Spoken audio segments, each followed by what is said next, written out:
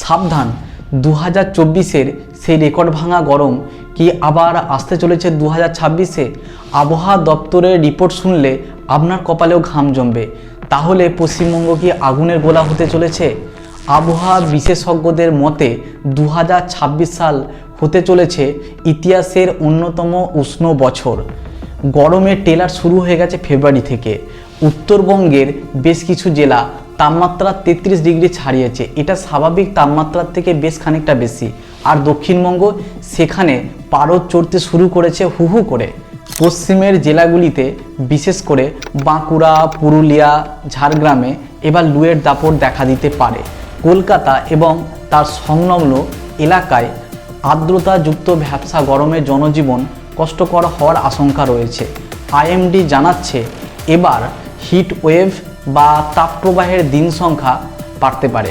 তবে কি মাঝে বৃষ্টি হবে না? মাঝে মধ্যে ঘূর্ণবাত কালবৈশাখী সামান্য স্বস্তি দিলে এল নিনোর প্রভাবে সার্বিকভাবে গরমের দাপট কমার সম্ভাবনা খুব কম।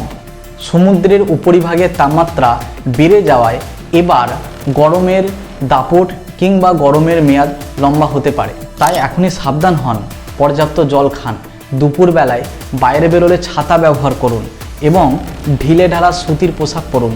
শরীর সুস্থ রাখাই এখন সবচেয়ে বড় চ্যালেঞ্জ। আবহাওয়ার লেটেস্ট আপডেট পেতে চ্যানেলটি এখনই সাবস্ক্রাইব করুন। আপনি কোন জেলা থেকে দেখছেন কমেন্টে জানান আপনার এলাকার বর্তমান তাপমাত্রা।